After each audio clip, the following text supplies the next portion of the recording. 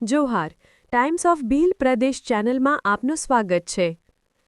દાહોદ જિલ્લામાં નવનિર્મિત ગોવિંદ ગુરુ લીંબડી તાલુકાનું ઉદ્ઘાટન શિક્ષણ મંત્રી કુબરભાઈ ડિંડોરની અધ્યક્ષતામાં કરવામાં આવ્યું હતું।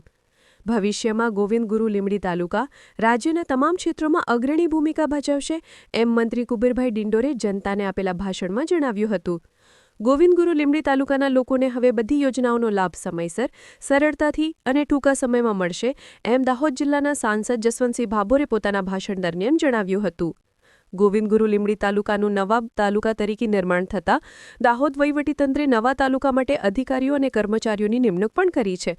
દાહોદ જિલ્લા કલેક્ટર યોગેશ નિર્ગુડેએ માહિતી આપી હતી કે લોકોને સેવાઓ સરળતાથી ઉપલબ્ધ કરાવવામાં આવી છે। ગોવિંદ ગુરુ લીંબડી તાલુકાનું નવા તાલુકા તરીકે નિર્માણ થતાં દાહોદ વહીવટીતંત્રે નવા તાલુકા માટે અધિકારીઓ અને કર્મચારીઓની નિમણૂક પણ કરી છે। દાહોદ જિલ્લા કલેક્ટર યોગેશ નિર્ગુડેએ માહિતી આપી હતી કે લોકોને સેવાઓ સરળતાથી ઉપલબ્ધ કરાવવામાં આવી છે।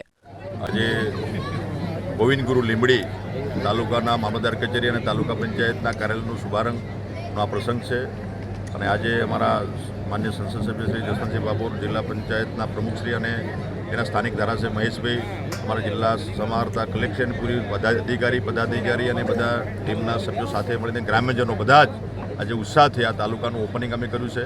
તમામને હું શુભકામના પાઠવું છું અને સન્માનીય આપણા પ્રદેશના માન્ય મુખ્યમંત્રી શ્રી ભૂપેન્દ્રભાઈ પટેલ સાહેબે આ જે સત્તાનું વિકેન્દ્રીકરણ કરીને જે જાલોદમાંથી આ લીંબડી ગોવિંદ ગુરુના નામે આ તાલુકો નવો આપ્યો છે અને એ તાલુકો ગોવિંદ ગુરુના નામે અમારા જે આદિવાસી સમાજનું જે આસ્થા કેન્દ્ર માનગઢ છે એ ગોવિંદ ગુરુનું નામ આ તાલુકા સાથે જોડીને સનાતન હિન્દુ સંસ્કૃતિ માટે જેમને ગોવિંદ ગુરુ જે કામગીરી કરી હતી એમનો ઉપદેશ અને એમનો સંદેશ પણ પ્રજાજનોમાં જાય એના માટેના એક પ્રયાસ કર્યો છે। સાથે સાથે ગાંધીજીના મતે જે આપણું જે ગામ છે અથવા નાનું જે ક્લસ્ટર છે ગણરાજ્ય બને એ સંકલ્પ જેમને ગાંધીજીએ કર્યો હતો એ આપણા સન્માનિત દેશના પ્રધાનમંત્રી નરેન્દ્ર મોદી સાહેબ આજે પૂરું કરી રહ્યા છે।